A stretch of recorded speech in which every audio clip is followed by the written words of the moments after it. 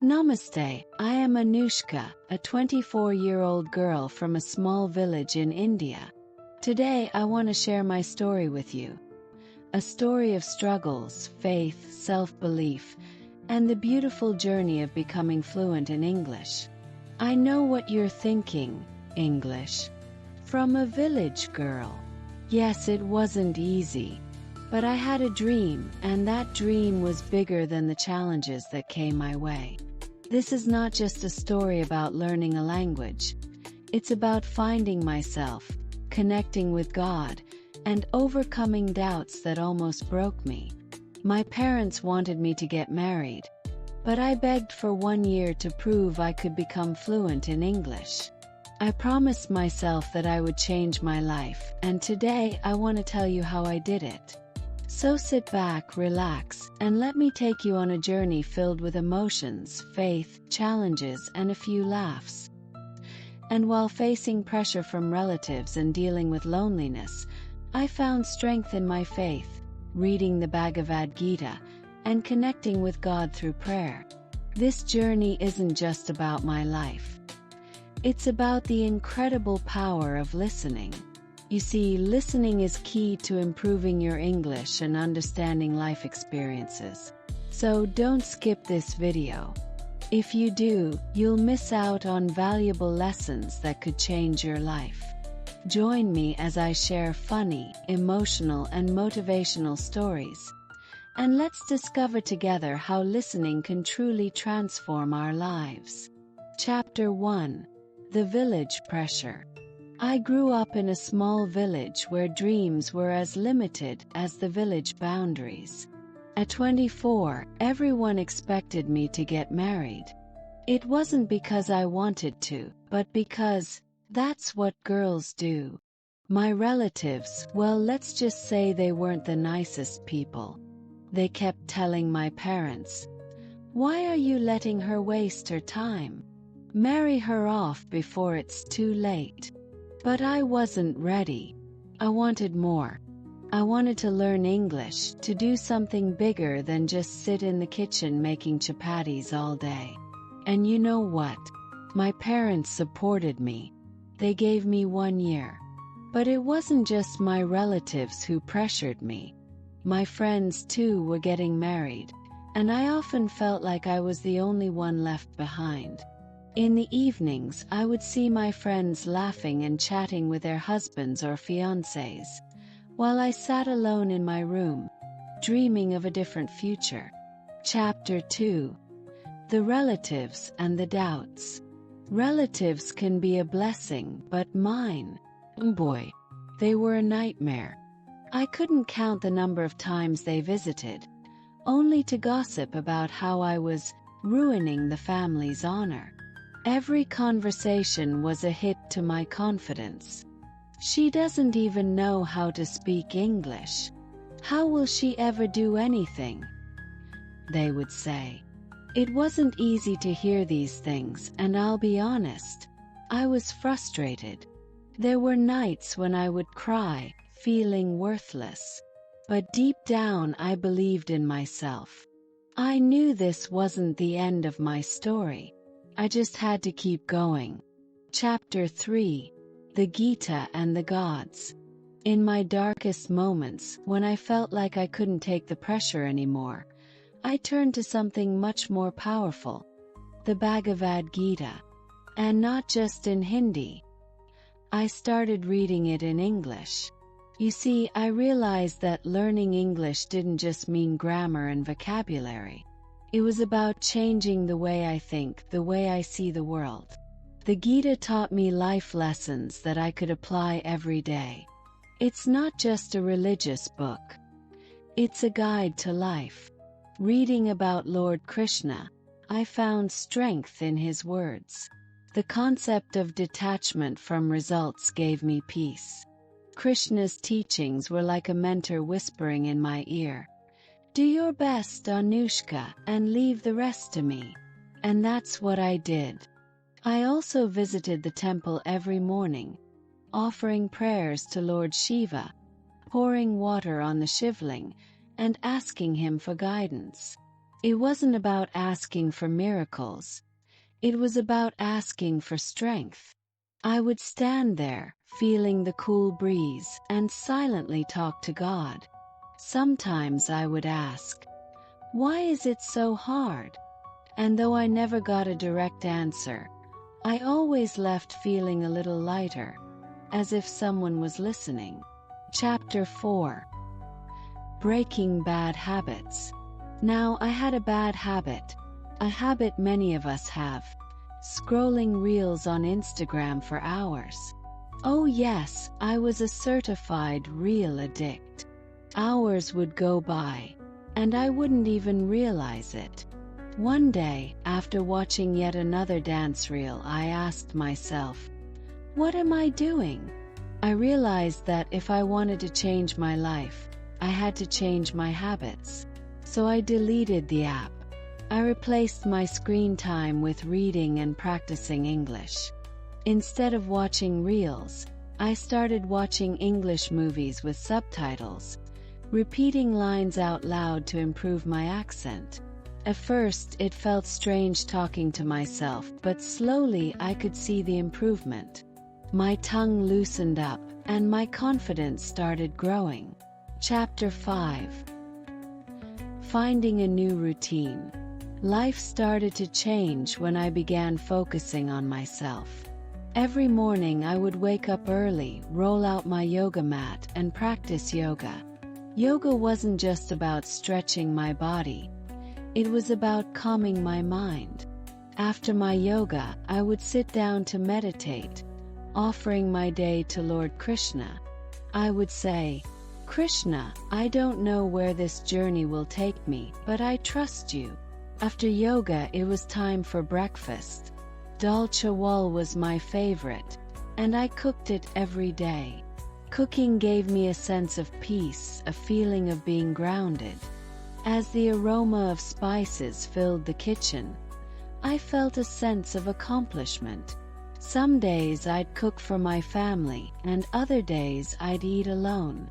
Eating alone didn't feel lonely anymore. It felt empowering. I was building something within myself. But not all days were good. There were days when I would feel so low that I didn't want to do anything. I would cry, sitting on the kitchen floor, feeling like a failure. My parents would try to comfort me, saying, "You are doing great, Anushka. Don't give up."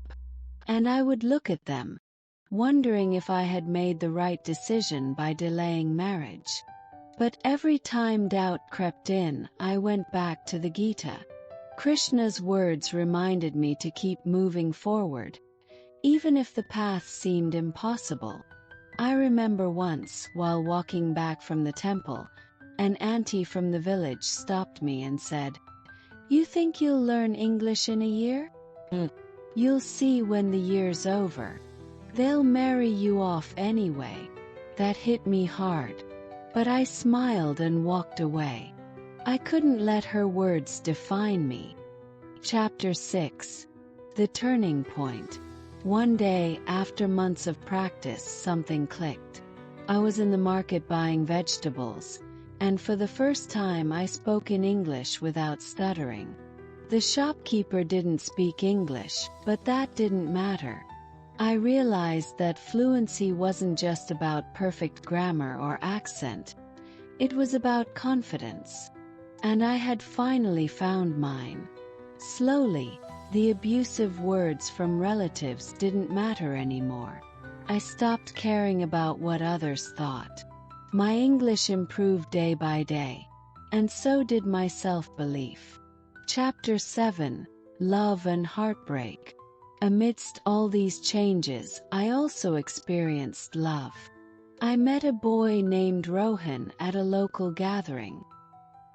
He was charming, with a smile that could light up the room. We began to talk, and soon we were inseparable.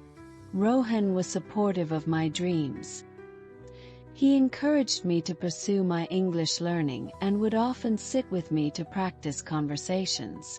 However, as the months passed, The pressures of our families and the expectations of society started creeping in.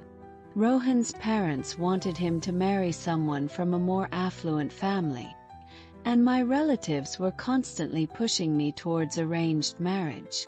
We tried to make it work, but the weight of the world began to tear us apart. One evening, after a long discussion, we both knew it was time to part ways. We sat on a bench under the old banyan tree, the very place where we first met. Tears rolled down my cheeks as I told him, "Maybe this is the best decision for both of us." He nodded, looking just as heartbroken. It was one of the most emotional moments of my life, saying goodbye to someone who had supported me during my struggles. After the breakup, I found myself lost. I spent days reflecting on my journey, feeling a mix of sadness and relief. I took long walks in the fields, talking to God and pondering my next steps. It was during one of those walks that I decided to channel my emotions into something positive. I started writing down my thoughts, creating a journal where I expressed my fears, hopes, and dreams. That's when I realized life wasn't just about love. It was about growth. I turned my heartbreak into motivation. I would sit in my room for hours, practicing English and pouring my feelings into words. Writing became a way for me to heal, to express myself without fear of judgment. Chapter 8. Embracing change. As I grew more confident in my abilities, I started volunteering at the village school, teaching younger kids basic English. It was heartwarming to see their eyes light up when they understood a new word. Teaching became a passion, and I realized that I was not only helping them but also reinforcing my own knowledge. Every time a child raised their hand and smiled when they grasped a concept, it filled my heart with joy. One afternoon, while I was explaining the difference between he and she, I noticed a little girl named Pooja sitting quietly in the back, her head down. I gently walked over and asked her, "Pooja, do you want to try?" She looked up with big, teary eyes and whispered, "I'm scared." I knelt down beside her and said, "It's okay to be scared. I was scared too once. Just try your best." With encouragement, she stood up and tried her best to answer. When she finally got it right, her face lit up like the sun breaking through the clouds. "I did it, Anushka," she exclaimed. In that moment, I realized that teaching was not just about imparting knowledge. It was about building confidence and fostering dreams. Chapter 9. The Power of Community. Word about my English classes spread throughout the village.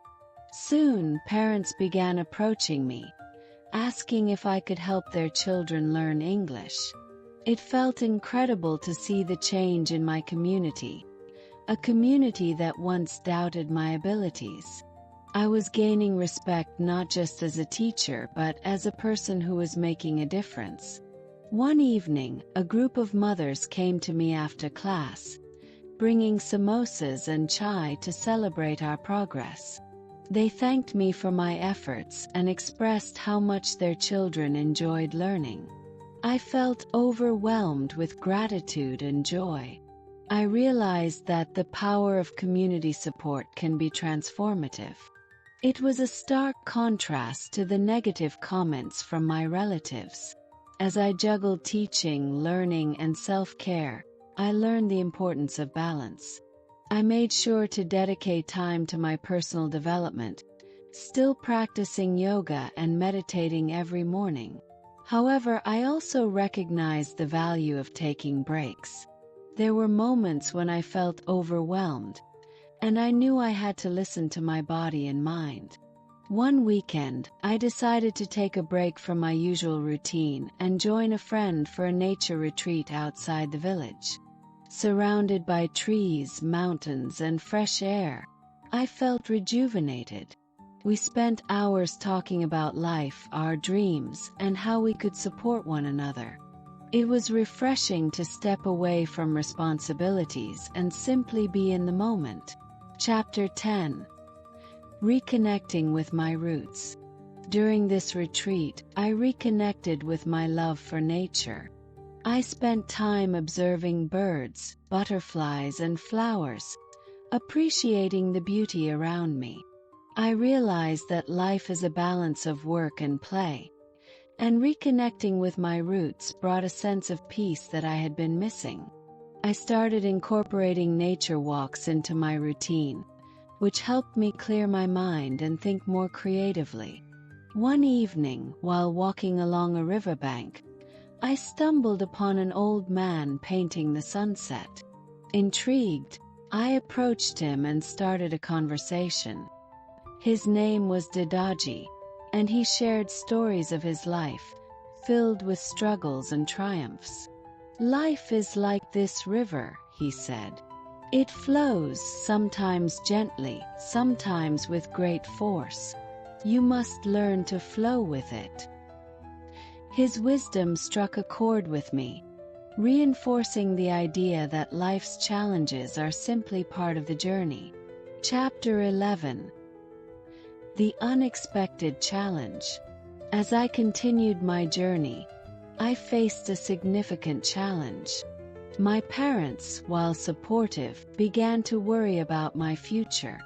They still received pressure from relatives, and the topic of marriage resurfaced. My mother approached me one day, her eyes filled with concern. "Anushka, we are proud of you, but you need to think about your future. What if you remain single forever?" Her words weighed heavily on my heart. I understood her fears, but I wasn't ready to give up on my dreams just yet. I assured her, "Mama, I will find a way. I'm working hard, and I believe that if I focus on my goals, the right path will unfold." I promised her that I would consider marriage after achieving fluency in English, but until then, I needed her support. Chapter 12. Discovering new opportunities. After months of hard work and dedication, I finally reached a level of fluency that I was proud of. I started to think about how I could use my skills beyond teaching in the village. One day, I came across an advertisement for a local English-speaking competition. The winner would receive a scholarship to an English-speaking institute in a nearby city. With excitement bubbling inside me, I decided to participate. It was a chance to challenge myself and showcase my journey. I spent days preparing, practicing in front of a mirror, and writing speeches about my experiences. On the day of the competition, I felt a mix of nerves and excitement. As I stood in front of the audience, I remembered all the struggles I had faced, and I spoke from the heart. I shared my journey of learning English, the support of my family, the inspiration I found in the Bhagavad Gita, and the joy of teaching others. Chapter 13. The competition day. As I finished my speech, I could see the audience nodding, some even wiping tears from their eyes. I felt a wave of gratitude wash over me. Regardless of the outcome, I had shared my story, and it felt liberating. When the results were announced, I was overjoyed to hear my name called as the winner. It was a validation of all my hard work and determination. The scholarship opened up a whole new world for me. I would have the chance to learn from experienced teachers, gain exposure, and make connections beyond my village. Chapter 14. Moving to the city. Moving to the city was both thrilling and intimidating. As I settled into my new environment, I faced cultural shocks, bustling crowds, and a faster pace of life. I remember my first day at the institute, feeling overwhelmed by the number of students and the intensity of the classes. But I reminded myself of my journey. Every day, I practiced English with my classmates, engaged in conversations, and participated in various activities. I also discovered a supportive community of learners, all sharing similar goals. We encouraged each other, celebrated victories, and worked through challenges together. In the city, I also encountered different backgrounds and cultures. I met people from various states, each with unique stories and experiences. One of my close friends was Neha, a girl from Mumbai who shared her own struggles with language learning. We bonded over late-night study sessions, sharing snacks and laughter. I also explored the city during weekends, visiting museums, parks, and local markets. Each experience expanded my horizons and enriched my understanding of the world. I learned that language was not just a tool for communication. It was a bridge connecting people. Chapter 15. A chance encounter. During my time in the city, I also crossed paths with Karen, a fellow student with an infectious smile and a passion for English literature. We became friends, and soon our conversations turned into something deeper. Karen encouraged me to pursue writing, suggesting I start a blog to share my journey. At first, I hesitated, fearing judgment, but with Karen's support, I decided to take the plunge. I created a blog called Anushka's Journey, where I documented my experiences, challenges, and triumphs in learning English. To my surprise, people began to resonate with my story. I received messages from readers sharing their struggles and thanking me for inspiring them. However, as my confidence grew, so did the challenges. I faced moments of self-doubt, questioning if I was good enough to share my voice. But I remembered the teachings of the Bhagavad Gita, to embrace challenges as opportunities for growth. I pushed through those doubts, reminding myself of the little girl who once sat alone in her room, dreaming of a better future. As my blog gained traction, I also received invitations to speak at events and workshops. The idea of speaking in front of an audience terrified me at first. But I learned that fear is natural. It's what you do despite the fear that matters. I began sharing my story publicly, inspiring others with my journey of resilience. Chapter 16. The Power of Language. As I continued to grow and develop my English skills, I discovered the true power of language. It allowed me to connect with people from all walks of life and share my experiences with a broader audience. I realized that English was not just a language. It was a key that opened doors to new opportunities. Through my blog, I began to receive requests from people asking for tips on learning English. I started creating content, sharing my methods, resources, and insights. I also incorporated lessons from the Bhagavad Gita, blending language learning with personal growth. With my newfound success, I wanted to give back to my village. I started an initiative to help young girls learn English, empowering them to break free from societal norms and pursue their dreams. I organized workshops, inviting experienced speakers and educators to inspire the next generation. I was thrilled to see the transformation in these girls. They were no longer just dreaming. They were actively pursuing their goals. As the initiative to help young girls in my village took off, I felt a deep sense of responsibility to ensure it was successful. I organized a series of workshops that would not only teach English but also instill confidence, resilience, and self-belief. I reached out to local organizations, securing volunteers and resources to support our cause. One evening, while preparing for the workshop, I reflected on my own journey, the struggles, the fears, and the breakthroughs. I realized that I needed to share my story more broadly to inspire the girls.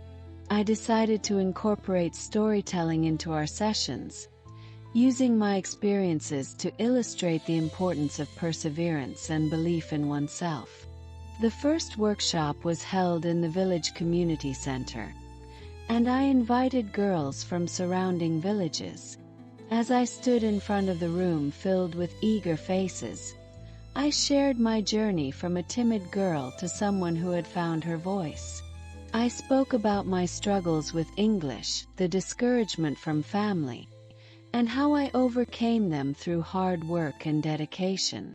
To foster a sense of community, I introduced a buddy system where each girl would pair up with another to practice speaking English and support each other's growth.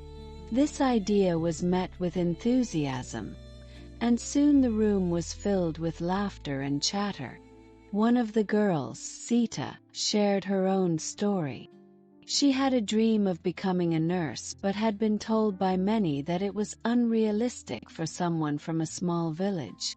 As she spoke, I could see the passion in her eyes.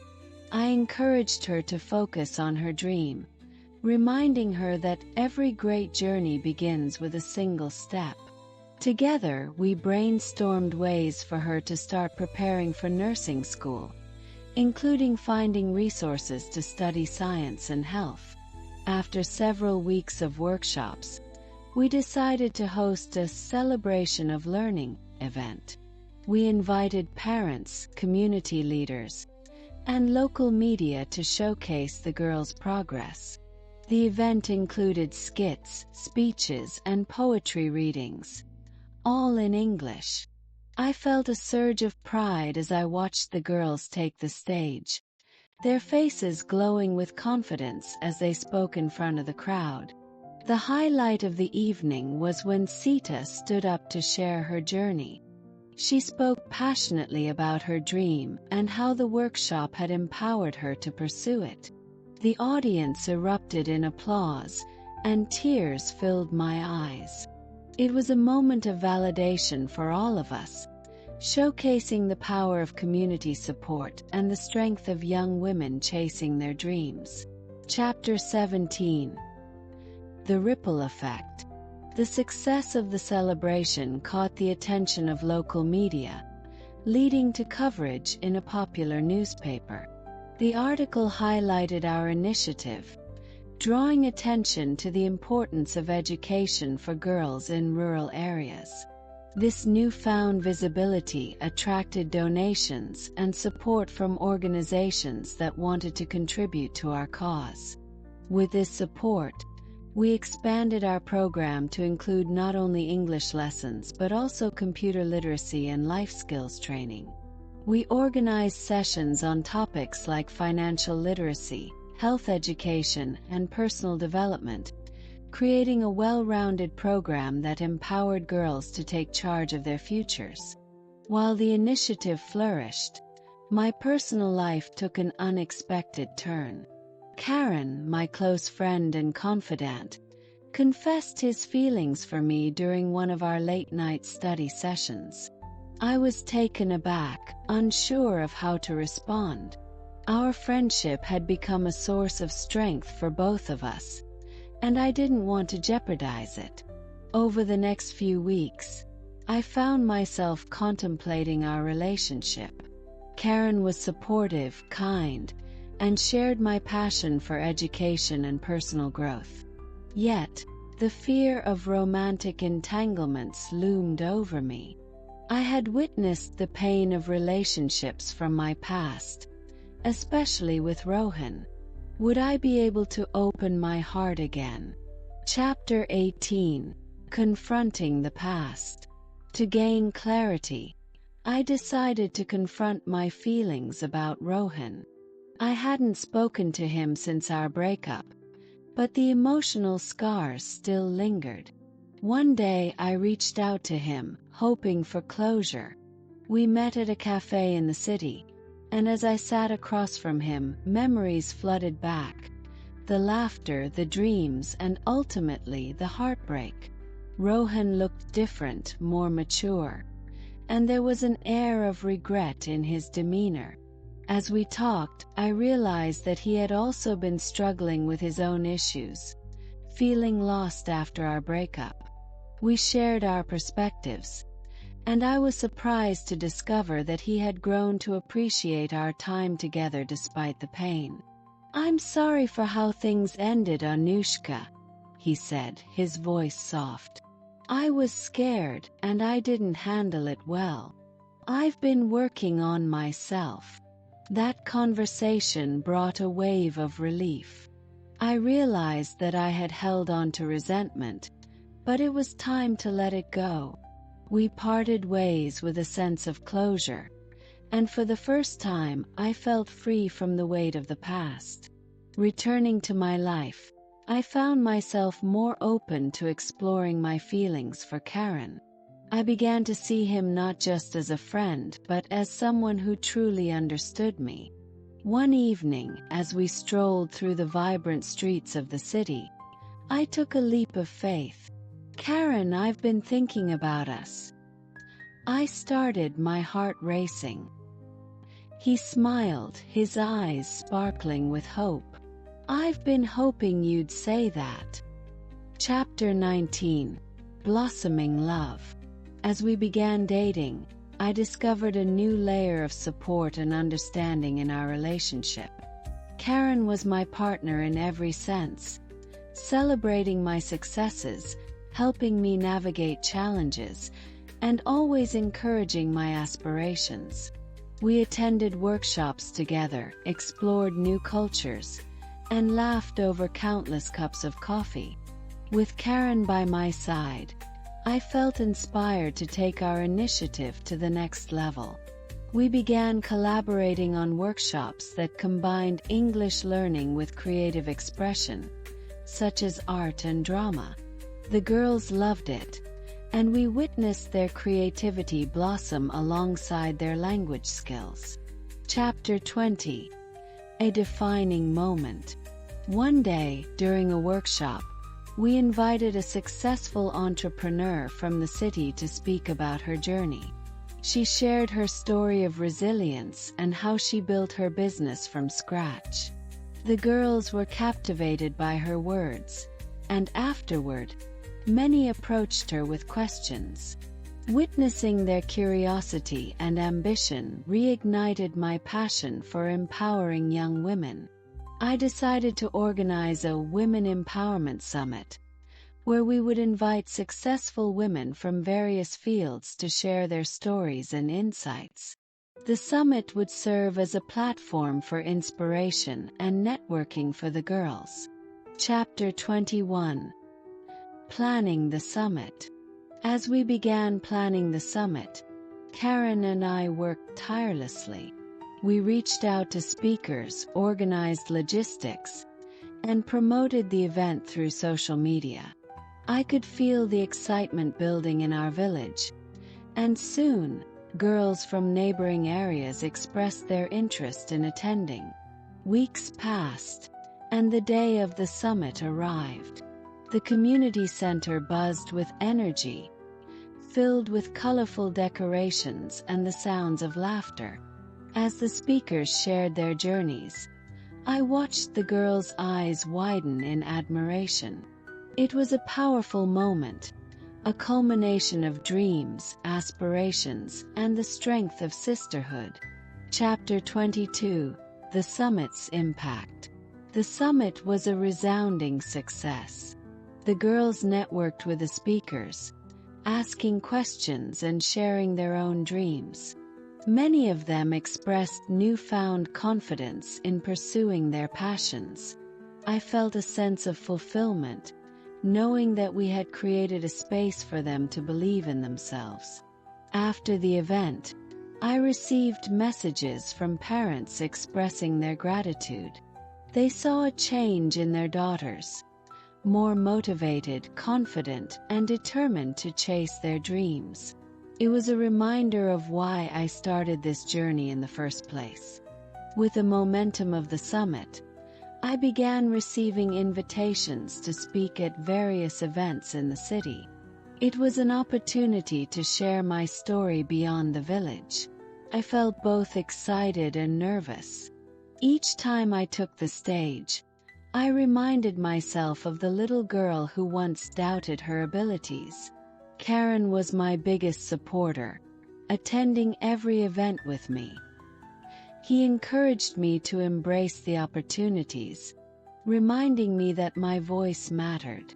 Together, we ventured into new territories, collaborating on projects that promoted education and empowerment. Chapter 23: Expanding Horizons. As I gained recognition, I also had the chance to travel for workshops and conferences. One such opportunity took me to a women's leadership conference in a neighboring city.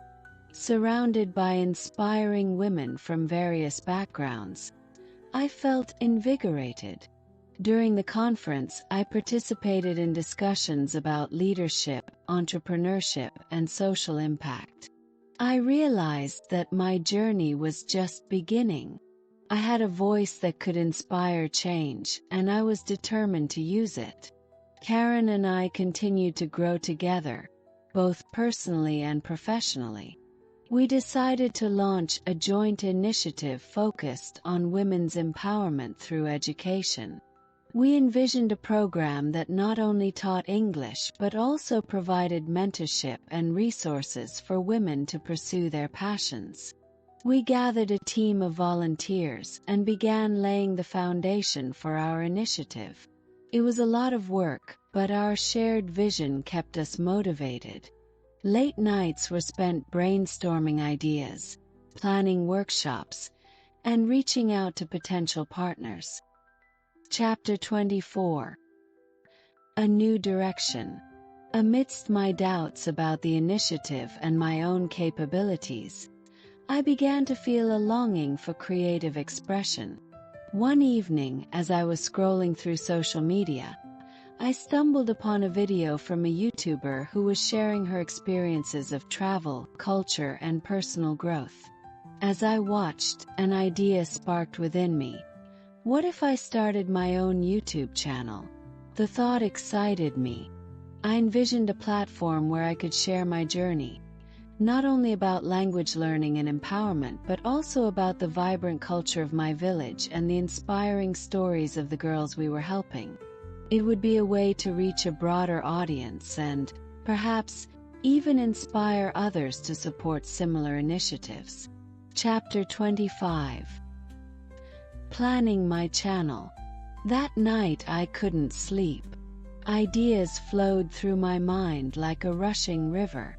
I grabbed my notebook and began jotting down potential video topics. English learning tips, interviews with the girls, cooking traditional recipes, and exploring local customs. The possibilities were endless. Karen noticed my enthusiasm and asked about my plans. I shared my vision with him and his eyes lit up. "That sounds amazing, Anushka. I think you should go for it. You have a powerful story to tell, and it could reach so many people," he encouraged. With his support, I decided to set a timeline for launching the channel. I would spend a month preparing content, learning about video production, and creating a consistent brand. Chapter 26: Getting Started. The first step was to gather equipment. I bought a simple camera and learned how to edit videos using free software online. There was a steep learning curve, but I was determined. I spent hours watching tutorials, experimenting with different styles, and practicing my speaking skills. I also reached out to the girls in my initiative, inviting them to participate in my videos. Their stories were inspiring, and I wanted to highlight their journeys alongside mine. They were excited about the opportunity, and we began brainstorming video ideas together. Chapter 27: Launch Day. After weeks of preparation, the day finally arrived. I uploaded my first video, titled "Welcome to My Journey: Empowering Girls Through Education." My heart raced as I hit the publish button. I shared the link on social media, encouraging friends, family, and my community to check it out. To my surprise, the video gained traction quickly. Friends and family supported me by sharing it with their networks. I received comments and messages of encouragement, which fueled my passion further. It felt exhilarating to know that my voice was reaching people. Over the next few weeks, I uploaded videos regularly. Each one focused on different aspects of my life: language learning, cultural experiences, and interviews with the girls from the initiative.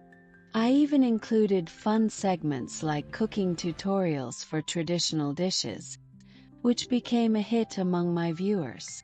As my channel grew, so did my community. I began receiving comments from viewers expressing admiration for the girls and sharing their own stories of overcoming obstacles. It was heartwarming to connect with people from all walks of life who resonated with our mission. While I enjoyed creating content, I soon realized that managing a YouTube channel came with its challenges. Balancing the initiative, my personal life, and video production was overwhelming at times. There were days when I felt burnt out, questioning whether I could keep up the momentum. Karen noticed my struggles and suggested we set aside specific times each week for video planning and shooting. "Let's make it a fun activity," he proposed. "We can turn it into a date night, working together on the channel." I loved the idea, and it helped ease the pressure I was feeling. Chapter 29: Collaborations and Growth. As my channel gained popularity, I started receiving messages from other content creators interested in collaborating. One of the most exciting opportunities was with a fellow YouTuber who focused on travel and cultural experiences. We decided to collaborate on a video that showcased the beauty of my village and the work we were doing with the girls. Filming the collaboration was a blast. We explored local markets, shared stories about our cultures, and even included some of the girls in the video. Their laughter and excitement were contagious, and it was rewarding to see them shine on camera. The collaboration led to a surge in subscribers, and soon my channel reached over 10,000 followers. I was amazed at how quickly it grew, and I felt a renewed sense of purpose in my work. With my channel flourishing, I decided to use it as a platform to raise awareness for girls' education in rural areas. I organized a fundraising campaign through my channel, encouraging viewers to contribute to our initiative. I shared stories of the girls, their aspirations, and how education was changing their lives. The response was incredible. Many viewers not only donated but also reached out to share ideas for further collaborations and ways to support our cause.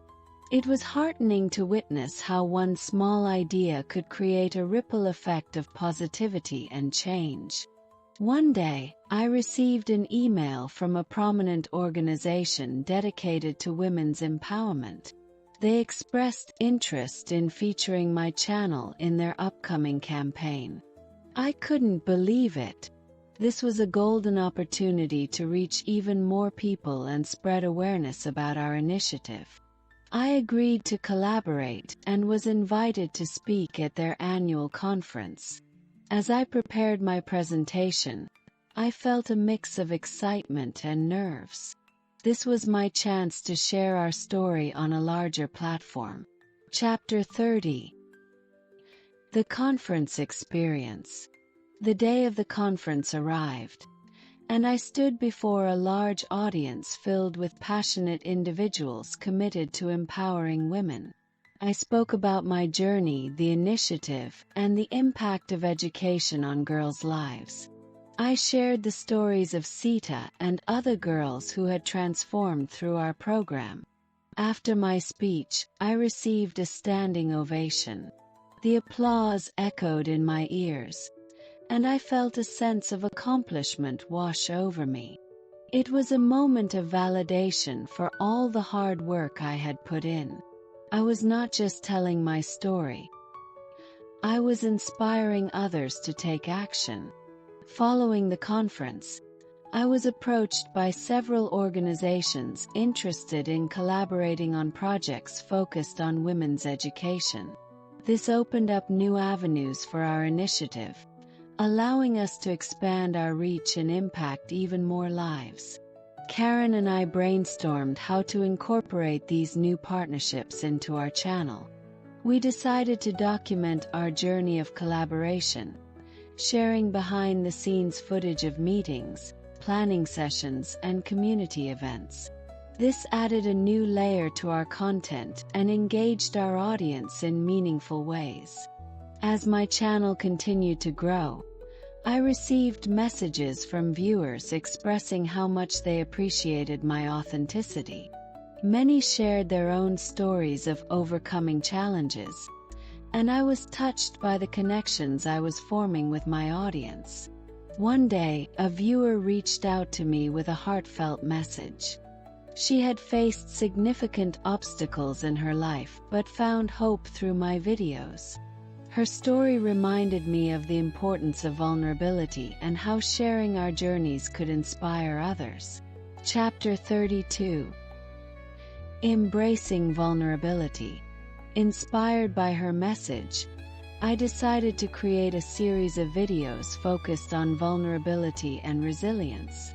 I invited viewers to share their stories and created a safe space for them to express themselves.